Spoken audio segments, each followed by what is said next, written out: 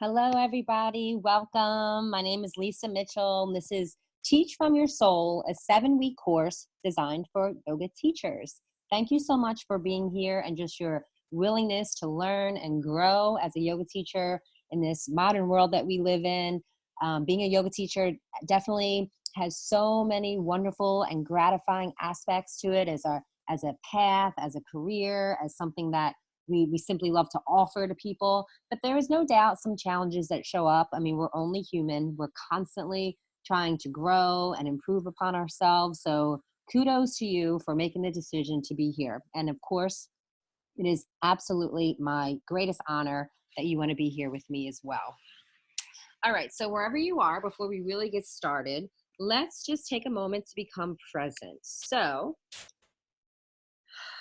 sit up nice and tall wherever it is that you are, whatever, if you're seated, if you're in your car. I know I like to listen to a lot of podcasts and positive things while I'm driving. So if that's you, go right ahead. You're going to keep your eyes open though. Otherwise, close your eyes and just take a moment to become present. And I will say this to you quite often because it is so important at the gist of all of this, everything that we're doing as yoga teachers, it comes down to this one simple phrase: to teach is to serve. So as you feel yourself becoming more present, becoming more open and receptive to this new understanding, some of these new experiences, these new, tactics, these new concepts, whatever it is for you, keep that in the forefront of your mind, that to teach is to serve. If we move forward as teachers with that as our intention always, then there's really nothing that we can do that is wrong, right? And I believe in vibes. I believe that the vibes that your students get from you is clear, it is apparent. So if we always have that vibe, that intention that to teach is to serve, and that we are there as conduits of service to others to share this amazing practice that we call yoga, then you're on the right track, right? So to teach is to serve. Meditate on that as much as you need to. Let that be your mantra for life. To teach is to serve. And I'm so honored to serve you all.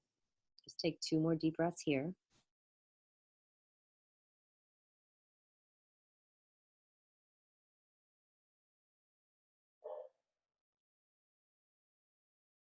And if the eyes are closed, slowly let them open up. All right, so a nice little chakra overview before we really dig into the content of week 1 and how it applies as yoga teachers. So if you listen to my free Teach from Your Soul, you got a little bit of a background knowledge of chakras. I didn't get too much into it, but just a brief overview of the chakra system. Again, the chakra, this concept of subtle anatomy, this energetic aspect of the yoga practice. I mean, you could spend a lifetime understanding it and really getting the gist of it. So just know that what we'll do is we'll dig deep each week, but there's so much more for you to do. There's so much more to learn, and just never stop learning. And that's just motto for life. Just never stop being a student. Okay, so just to break it down, as I mentioned in our free course, that the word chakra is derived from a Sanskrit word, which means wheel. Sometimes it's translated in some of the Hindu texts, Hindu culture, as the wheels of spinning energy. So it's like this vortex of powerful energy that kind of spins through these 7 major centers of our bodies, right? So you can see from the visual that it starts from the base of the spine, it goes up the length of the spine, all the way out through the crown of the head.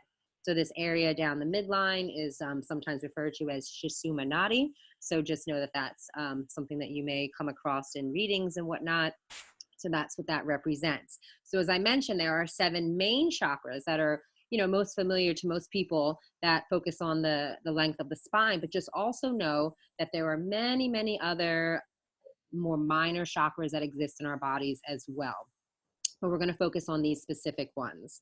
So when you think of chakras within our bodies, they are invisible aspects, right? You can't take an x-ray and see your chakras show up, so it's this subtle energy. It's not like an anatomical energy. It's very, very subtle, and they are spinning wheels of matter. That is really the point where matter and consciousness meet.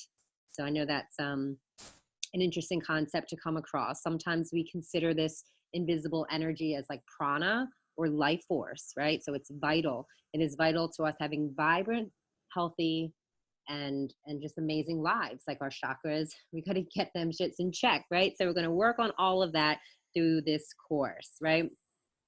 So think of these spinning wheels of energy that correspond to also massive nerve centers in the body, also different organs in our bodies definitely have a manifestation when it comes to our chakras and whether or not the energy is flowing freely, if there's blockages, if it's stagnant, all of that.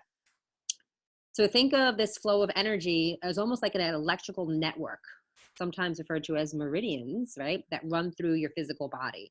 So if you ever had acupuncture or you've ever had any, experience with Chinese medicine, they often refer to these subtle aspects of the body like your meridians.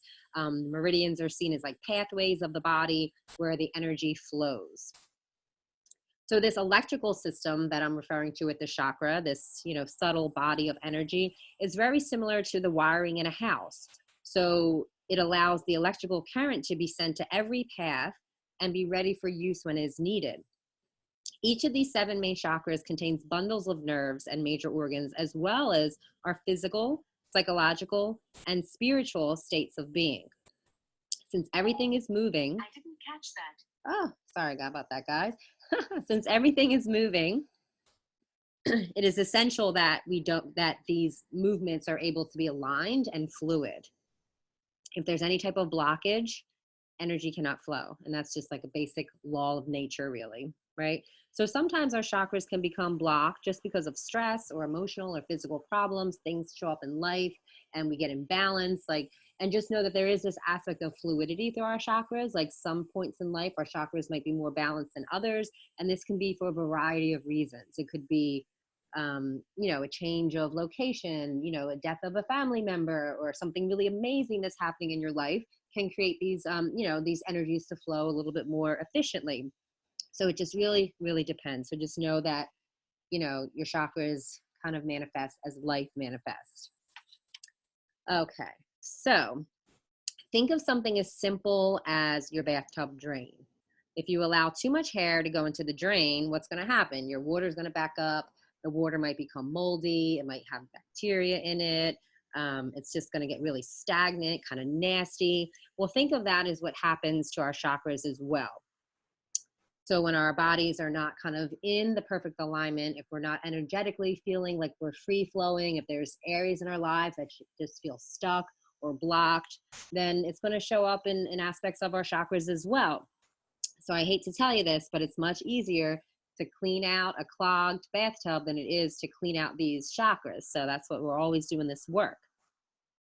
So when you have awareness, when you have an understanding of these subtle energy centers, healing and creating more fluidity in them is much, much easier. See, our minds, our bodies, our souls, our spirits, they're all very intimately connected. So having an awareness of an imbalance in one area helps bring the others back into balance. So awareness of which of your chakras are out of balance is key to aligning them.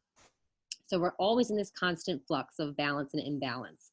But unless you have an apparent ailment or problem in your life, then the imbalances can be very difficult to even notice or see. Sometimes we just feel like crap and we just think that that's just how we feel, but we don't really understand that there could be deeper layers of our energetic selves that are really playing a part in all of that.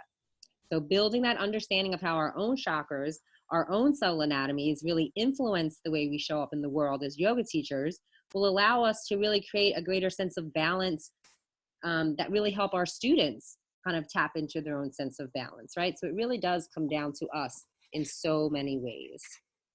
All right, so I hope that made sense for you. Hopefully it was just a little bit of a review, but if it's a new concept for you, then, we'll continue to grow week by week. All right, so chakra 1. Every week we'll focus on a different chakra. So chakra 1 is Muladhara, or root. So Mula really represents root. The element of this chakra is earth. The purpose is foundation. Every chakra has a color. The color of the root chakra is red. The demon of the chakra, every chakra has its own demon, is fear. The basic rights is to have and to be here. The developmental stage of when this chakra is manifesting in ourselves actually starts way back in the second trimester when we're in our mother's stomachs to 12 months, although sometimes I see it manifesting in some, things that I've read and some research that I've done. It also manifests all the way up to the age of 7. So there are traumas, there are things that can happen to us as children or later on in our lives as well that really can affect our root chakra. For example, if there was ever abandonment, or if there was trauma in your birth, if you've had any type of neglect or lack of bonding with your caretaker, if there was malnourishment, if you had to overcome major illnesses, if you experienced violent environments for a good portion of your youth, or or really, like I said, it can manifest at any point in life, but kind of going back to that second trimester to those first couple years of your life, if you have violence around you, then of course this is going to manifest in its root chakra. And also inherited traumas, like inherited traumas, meaning if your parents had some type of trauma, if they had PTSD, for example, so they have this innate fear in themselves, sometimes that gets transferred down to us as well. All right, so there are balanced characteristics, there are excessive characteristics, and there are deficient characteristics in all of these chakras. So if your root chakra is balanced, then generally you're a pretty healthy person. You're grounded, you feel stable in your life, you have lots of feelings of safety and security. You're able to chill, like meaning that you're pretty even keel, you're not super anxious or super uptight. Prosperity, like it's easy for you to have prosperity, to feel abundant, to not feel like there's lack in some ways. And you also are able to have a nice sense of trust, right? So you're not having this fear and this inability to trust others. And then we have our deficiencies. So oftentimes, again, you may relate to some and not others, but oftentimes if there's a deficiency in your root chakra, you are notably underweight. You may be anxious or fearful more often than most. You may experience some financial problems, chronic disorganization. If you're one of those people, or someone that's just extremely unorganized, then that could be a deficiency with the root chakra. Also, a difficulty with focus and discipline. So all of this can really affect your ability to feel rooted and stable in your life. And then, of course, there are those excesses as well. So excessive root chakra sometimes manifests as obesity, as greed, or hoarding, or, this desire to take more than you actually need, which sometimes, looks like obesity or greed. You could be lazy or overly tired, or just like an overall lethargic state. Sometimes there's this rigidity and addiction to security, like you are just addicted to not losing what you have and this sense of security, and that would be an excessive trait. All right, so going into the teaching tips. So it's really important that our root chakra healing comes from establishing a healthy connection to our body. This includes many things, but having stability within our physical surroundings, establishing healthy rituals in our lives, all of that really helps to create this balance in Muladhara. So considering that we're yoga teachers, we have to advocate for our students to participate in this aspect of self-care for themselves, so that we can really hold space that feels very empowering for the students. For the longest time, this concept of holding space, right? I didn't really know what the hell that meant, but we're going to talk about that a little bit. All right, so as I mentioned in our free Teach from Your Soul, that getting grounded. So this means many things. Getting grounded could be, showing up for class a couple minutes ahead of time, 5-6 minutes before class starts, not like running into the studio, like at the like late even, and just be like, I'm here, I'm ready to teach. That isn't a grounded feeling for the teacher. That's not a grounding feeling for the students as well, to see their own yoga teacher, someone that we're actually trying to feel more present with, comes in a big frantic mess. So just notice, some studios have their own regulations about how soon you have to be in the studio. They might say you have to show up a half hour before. Some studios don't. So if you have that freedom in your own life where you don't necessarily have to be there at a certain time, give yourself a little bit of time, right? And I know things come up, you know, you might be stuck in traffic, it might be just an appointment that went late, whatever it is. I know that it can't be, you know, the perfect world and the perfect circumstance every time. But if you have the ability to show up being grounded yourself, then I will say that that will really present itself well to the students and for your own self too. Like, who wants to be an anxious, frantic mess when they're about to teach a yoga class? I know I don't. So I like to show up. I like to take a moment and see who's present. I like to look at the class schedule. I like to be available to answer questions if anybody has any. I like to take a first couple breaths myself. I used to do a lot of training with Dharma Mitra up in New York City. And sometimes he would just take a little Shavasana before he taught. And that was just what he needed to do to get grounded. So really, whatever works for you, I say go for it. But it's also very important that you allow the students to be grounded. Those first 5 minutes of yoga class should absolutely be for them to tap into their breath. It should be for them to slow down their thoughts and kind of let go of the busyness of life, right? We have to provide that for them. We have to, you know, let them tap into their own root chakra, whether they realize that's what's happening or not. It will manifest in the whole rest of their practice, hopefully the whole rest of their day. Eventually it'll manifest in their whole rest of their life, right? So give the students that time. All right, so hold space. So I mentioned that before. WTF, right? What does that mean, holding space? It just simply means, and what I've come to realize is that we have to offer support, right? Our yoga practitioners need support. We have to be available to give that gentle guidance when it's needed, to offer a comfortable environment, and to let them feel safe, even when they make mistakes, right? So that's what we are providing for them. We are holding space for them to feel supported, to feel as though they are being safely guided, to feel as though they are not being rejected based on how their practices feel. They are not being abandoned because they're brand new or because they're not the fanciest, you know, with their yoga asana at this point. Like, we have to provide that safe place no matter what, and offering that gentle guidance that is pure, that guidance with the intention that we are there to serve them. And in my opinion, that's what the fuck holding space means. Pardon my French, I do like to curse, so I'm going to try to keep it to a minimum, but just know that if I'm being real, I'm going to curse. All right, thanks guys. All right, so maintaining your personal practice. It is so important for yoga teachers to make physical asana a consistent practice for their own bodies for so many reasons. So dedication to a daily practice helps teachers establish their own patience, their own letting go of their ego, and really learning how to live and teach in a more loving and supportive way. If we're not giving that to ourselves, if we're not experiencing that on a consistent basis, then how are we going to be able to offer it to other people? So just building off of some of the guidances above, you know, give your own opportunity to be on your mats. The root chakra is really about meeting the needs of the physical or gross body, right? So there's different layers of subtleties in our own selves, and the layer that's our physical selves, the layer that we can touch from our skin, that we can squeeze through our muscles, all of that is our gross physical bodies.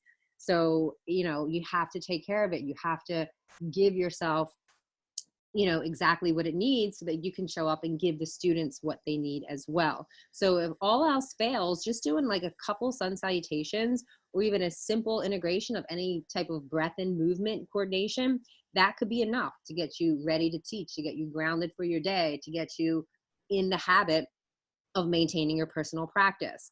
So I have a recommendation that was passed on to me from my husband, where if all else fails and you can't dedicate an hour or 75 minutes or 90 minutes or whatever to a yoga class, because we all know that the yoga class is so much more than just a yoga class. A lot of times it's commuting, it's showering afterwards, especially because I do a lot of hot yoga. It's so many things. So sometimes just trying to practice takes up a good 2.5, 3 hours of a day. But if you can't do that every day, then my advice for you is, how about 5 sun salutation A's, 5 sun salutation B's, some seated forward bends, and maybe about 10 deep ujjayi breaths, right? That's going to give you everything that you need to have enough of a practice. When all else fails, 5 sun A's, 5 sun B's, some Paschimottanasana, seated forward fold, Some deep breaths, give yourself a couple minutes of your own Shavasana, and boom, there you go. You are maintaining your practice.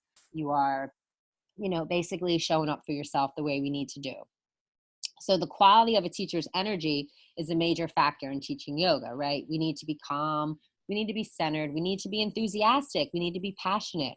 So if any of these vital ingredients is missing, your class is just not going to be as, I don't know, I like to use the term badass as it could be, regardless of the level of your training, regardless of how long you've been teaching, regardless of your technical expertise you may have. If you're not showing up enthusiastic and centered and calm in your own self, then, there's something really lacking for you as a yoga teacher then. And it's just something that we really have to be, very mindful of.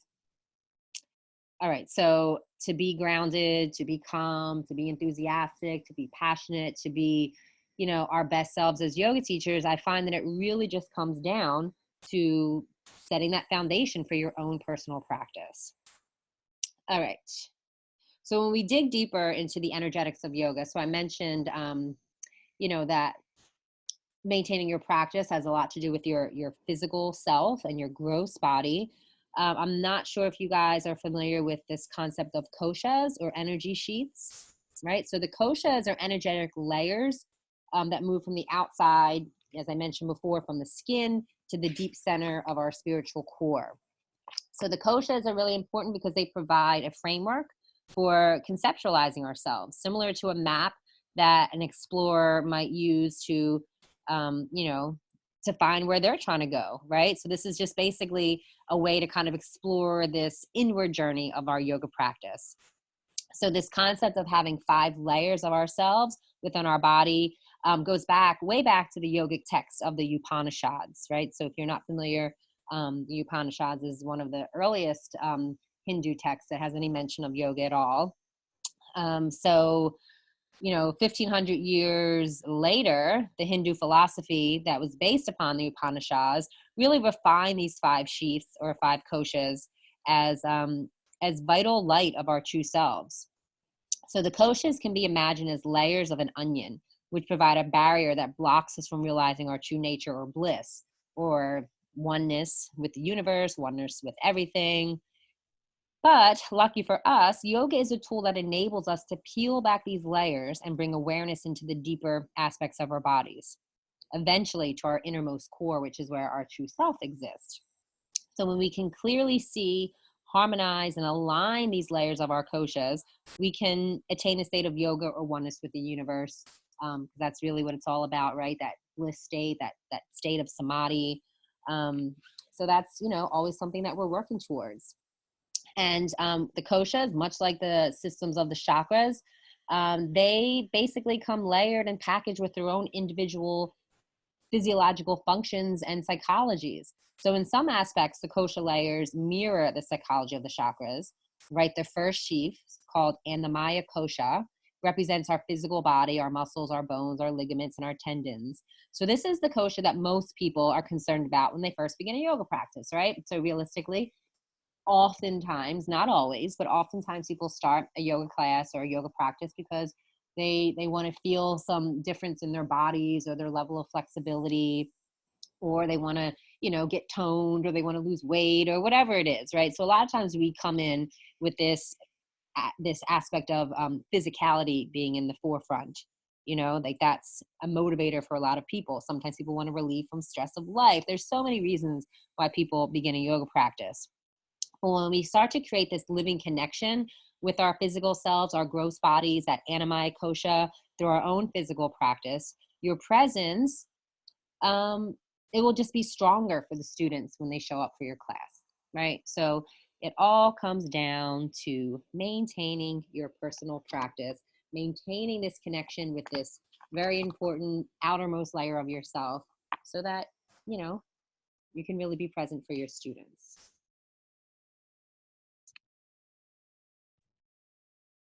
All right, keeping it moving. As yoga teachers, we have to lay a foundation for trust. So in the modern world that we live in, trust is more important than ever, especially when it comes to a relationship between student and teacher. Without trust, there could be no real authentic, or sustainable relationship. So it's important to acknowledge that many yoga practitioners are drawn to yoga through some hardship in their lives, and they want to be transformed in some ways. So again, not everyone, but a lot of times, it's kind of like a joke in the yoga community that if you're practicing yoga, it's because you're dealing with some shit, or you're overcoming some shit, or you've done some shit, like again, not for everyone, but just from my experience and just all the people that I've met, amazing people that I've met, where yoga has truly been transformative in their lives, right? So if you can't establish a sense of trust when so many yoga practitioners are drawn to yoga because of some hardship or some desire for transformation, then we're really kind of creating a disconnect. We're not going to be like a conduit for that to happen if we're not creating a level of trust. So with this in mind, we have to honor Muladhara by creating a safe environment for every person in the class. This begins the moment we enter the studio or the practice space, right? This begins the moment we show up. So when new people show up, or someone shows up that's new to your class, guide them, help them, let them become oriented to the space, to the practice room. If they're brand new to the studio and you know that about them, let them know where the blocks and the straps are. Show them where the bathrooms are, like let them know where they can go if they need to step out. Show them child's pose. I mean, there's so many things that we can do to help create this sense of security right from the beginning, right? And again, if someone's coming all the time, they may not need that spiel every time they come to a yoga class.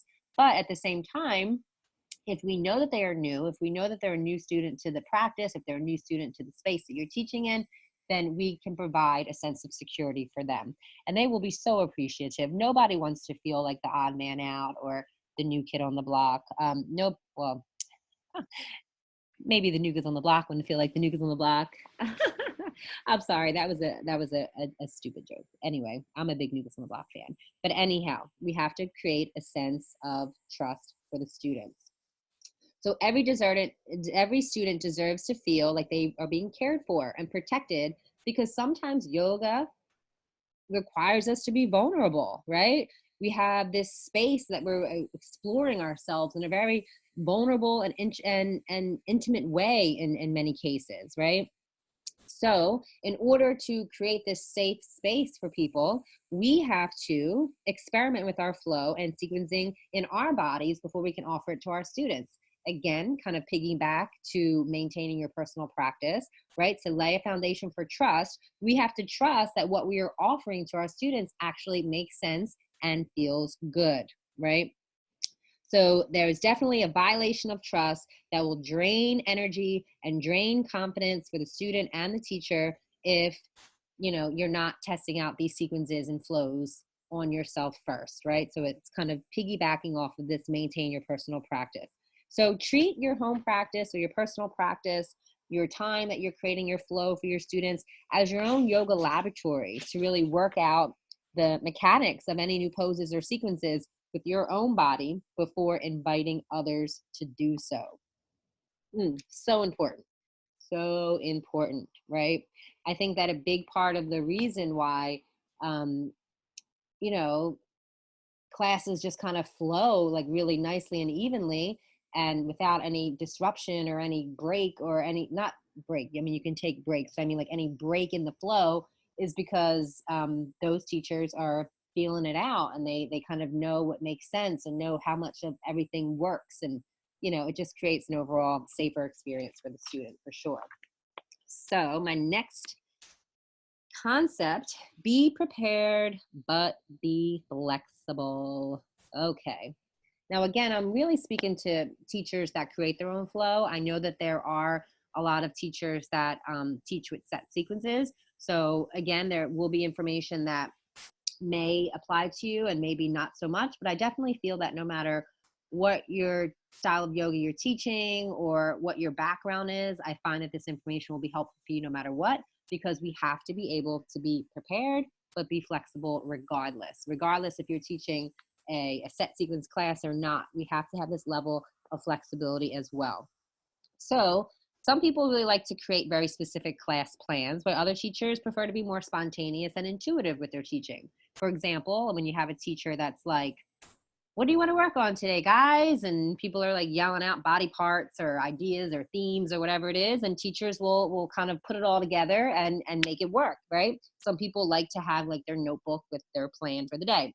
So either way is fine. Either way can work out in your favor, because a great teacher will have given time and thought to how he or she will teach the class, which eventually results in a better overall experience for the student, right? So preparation also takes into account arriving early, setting up the vibe or the scene of your room, and creating really what we call in the yoga world the bhava, right? Which is the vibe, like the bhava, how you want your lights to be set up. Do you want candles? Do you want everyone to have blocks and straps ready? Like, you have to set all that up in advance, right? That is the vibe.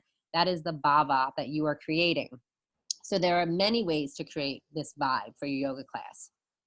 Not everyone likes it, but incense, can set like a tone of tranquility into the room as students enter. Traditionally in Hindu culture, the fragrant sense of incense was really supposed to like kind of purge any negative energy. You could burn sage. Personally, incense and sage, they bother my breathing, so I don't do that in my class. And in the past, when we've had things like that burning before class, there were definitely people that were like, can you like stop the incense? So you just have to be mindful, right? So not everyone is going to like scents before or after class, right? It can be distracting. But anyway, that is one way that you can set up a vibe. A mood. So think about the mood. What type of music? Do you want music? Do you not want music? Like, so many things really can go into the vibe that you're creating. And we'll talk more about music later, because that's always an interesting topic for yoga. But, just really this concept of being prepared and being flexible is really about, teaching to the students who are present, and adapting and managing those adaptations will eventually become second nature after years of teaching. But sometimes it's a little bit more challenging when you're a newer teacher. So I always advise that you prepare the class in an intelligent way with a specific process of safe sequencing, but also being ready to throw out any prep that you had based on who shows up. I mean, you can have this beautifully crafted class, but if everyone that shows up is brand spanking new, then you might have to make some adaptations, right? So a lot of times we teach classes that are considered all levels, depending. Some studios have beginners and level 1, level 2. So depending on where you're teaching, all of this will take into account. But no matter what, you're going to have a beginner show up for a level 2 class sometimes. You're going to have a yoga expert show up in a beginner class sometimes, So just being able to be adaptable and to meet people where they are is so important, right? So just being available to throw out and add in things as necessary. So the more you work out your plan and the more you figure out what it is and your ideas about teaching, the better you are to be able to make those decisions in a calm way, in a correct way, because again, we're serving the students, we're guiding people in their practice, right? So I'm always in favor of knowing modifications. It is more important that you know modifications than it is that you know advanced postures, right? Because more often than not, people are going to need some modifications, and they're going to need some ways to adapt the poses to really suit their needs. So in my experience, the more advanced students, they pretty much know where to go. They know how they can build on their poses. They know how they can go a little bit deeper. It's the beginners who need that guidance the most. So tuning into the students' needs and being flexible with regard to any previous plans that you had for your yoga flow not only demonstrates your intuition as a yoga teacher, but your ability to be supportive of the students that are showing up. As I mentioned before, it's certainly important that you plan your classes. It's great to have goals for your students, but you also have to be realistic based on the needs of the people that show up on any particular day. There's always going to be a unique set of souls that show up at any moment to your class. So even if you have planned that perfect class, even if everything just in your mind is going to be exactly the way you have on your paper, exactly the way you have in your mind, if the students aren't ready or able to do your plan routine, then what is the point, right? What is the point of any of it? some days, you know, as a yoga teacher, I've been teaching a long time. I've owned my yoga studio since 2007, so I've been teaching longer than that. Um, Sometimes I can tell like a class that I plan is exactly what the students don't need, right? Like it's like I can within the first 5 minutes, I'm like, oh, they don't need that today, right? They might need a more inward focus or a more relaxing class. So you just have to be willing to scrap away your plans and be intuitive, have that intuitive vibe going all the time, because that is sometimes what is necessary and absolutely would be more beneficial to be in that place of holding that space, of offering support, and you will surely see your students smiling and saying, thank you. That is exactly what I needed. And who doesn't love that? Who doesn't love when your students come up to you? And even though sometimes I got these mean, dirty looks on their face and they're looking at you like they can't stand you, at the end of class, they're like, ah, that was so good. Thank you so much. And you're like, oh, okay. I thought you wanted to throw your yoga block with me, but I'm glad it turned out that way. All right, awesome. Good, good, good. All right. So, as with anything new, there's always a sense of comfort when there's some level of predictability, right? So, the next topic for Chakra One teaching tips is to establish routines. People are generally more at ease when they kind of know how things work, when they kind of know what to expect, um, when they know what's required of them. So, one simple way that you can accomplish this is by creating a routine, perhaps the way you open your class. Maybe there's some type of closing ritual or something that you honor in every class. So, whether it's something you say, whether it's something that you do, it can give the students a real sense of familiarity and belonging in your room. So, a routine um, it takes away feelings of any stress or anxiety by eliminating unnecessary guesswork. So people love that. It allows for a greater sense of feeling like connected and peaceful, to be honest, right? So a very simple routine that you can start. And I'm a big fan of Om. You know, Om is translated as a sound that just encompasses all the vibrations of the universe. So the sound of Om really represents the beginning, the middle, and the end of all the phase cycle, all the phases, all the cycles of our life. So establishing this as a routine in the beginning and or the end of your class is really a nice way to kind of establish that familiarity for the students. And when we chant this mantra, it kind of brings everyone together in this process of practicing yoga. It's an effective way of drawing awareness to our vibrations that exist within us and this vibration that exists, you know, in this interconnectedness with each other as well. So another simple way that you can establish a routine is the word namaste. So namaste is really just a greeting that originated in the Indian subcontinent. In India, people say namaste the way we say hello and goodbye. But sometimes it kind of includes like a little bit deeper of a sentiment, like I bow to the light in you, I honor the light that exists in you, the light in you exists in all of us, you know, something like that. You can bring your hands to your heart center. We call that Anjali Mudra. You can have a slight bow. Neither of those things are necessary. You can simply say namaste. And that just is a way to kind of establish, again, a routine for the people that show up for your class. And just simply acknowledging that the act of showing up for yoga at all is an act of a ritual. That's a ritual in itself. It's a ritual that provides a sense of routine for so many people that are really craving some type of order, some type of commitment, some type of opportunity to feel grounded and present in their own lives, right? So the mere act of showing up is a routine that is just, you know, one that we really need to embody within ourselves and be present so that everyone that shows up in our classes can live happier and healthier lives as well. All right.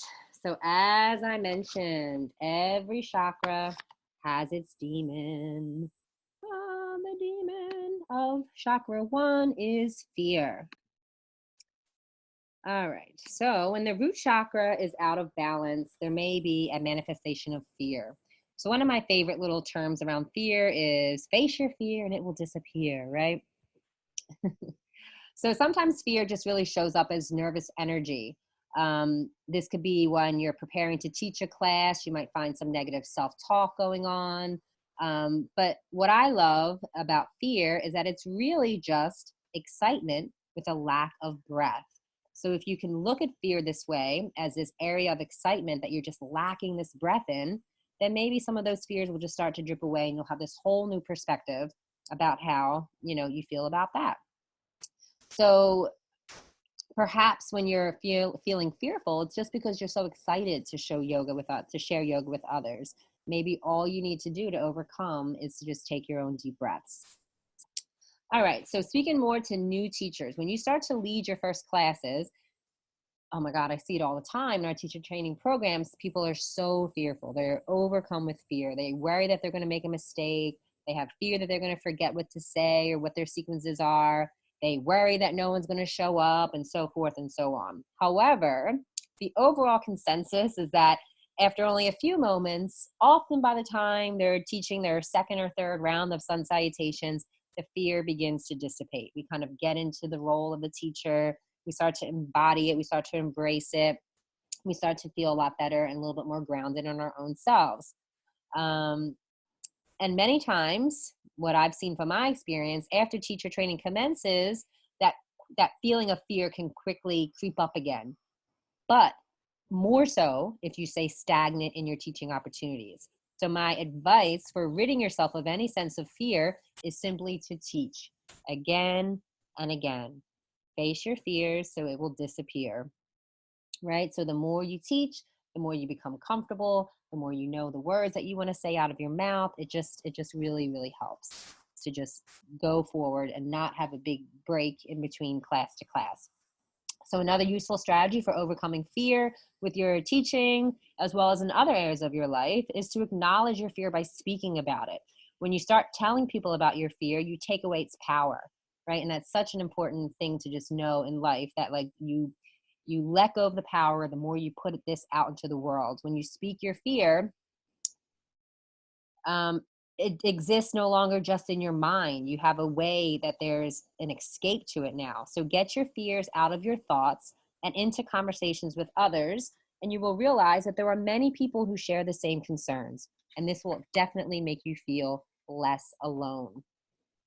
So another powerful tool for facing fear in your teaching is to celebrate your success, however small they may be. In fact, I advise you to start out small. Practice teaching on your friends, your neighbors, your family members, whoever is willing to let you be their guinea pig. It's easier to face your fears of teaching strangers if you first get comfortable with things that are familiar, with familiar support systems. Every time you face your fears, celebrate your growth, remind yourself of those successes anytime you feel afraid to move forward. Lastly, to truly eliminate your fear around teaching, let go of your story, especially if your story sounds like this: I'm not good enough to teach yoga. I'll never be good at teaching yoga.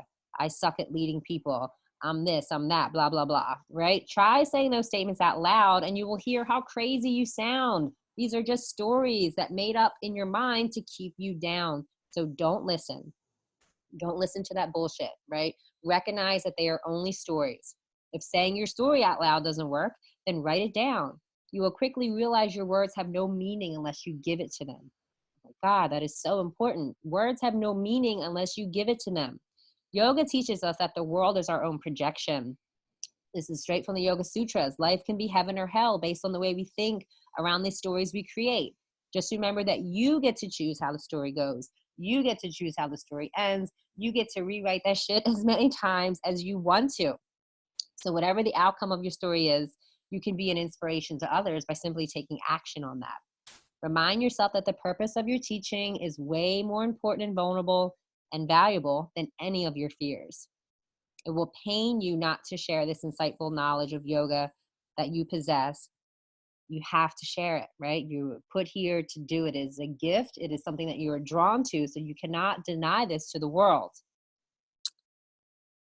So once you start to realize that, you can be a little bit more compassionate about yourself. You can be a little bit more conscious about simply facing your fears in our efforts to just really let them go so we can show up and be our best selves. All right, so before you teach, I love to smell grounding scents, frankincense, cedar wood, two of my favorites. And then mantra, the universe is never wrong. This is one that really kind of grounds me. It makes me feel more stable. It makes me feel more present. It makes me feel as though everything is exactly as it's supposed to be. The universe is never wrong, right? So you can use that as your mantra. You can use that as much as you need to in any aspect of your life. So much of what we teach on the mat is manifestations of everything that we need to be doing and learning off of the mat as well. Excuse me. So poses to include in a first chakra sequence.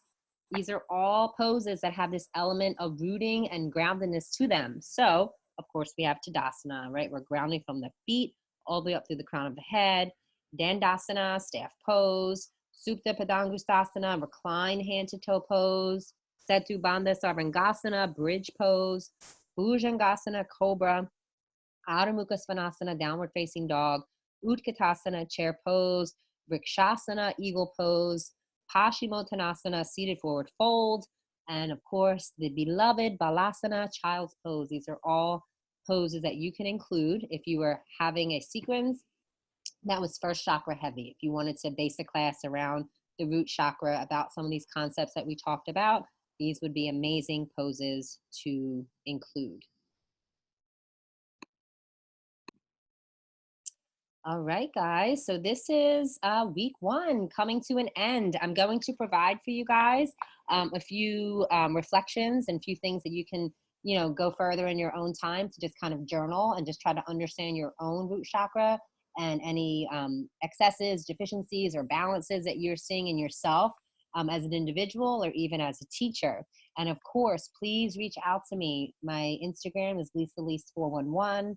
On Facebook, I am Yogini Dana. I also have a personal page, Lisa Dana Mitchell. So reach out to me at any time. My email address is lisaDanaMitchell@gmail.com.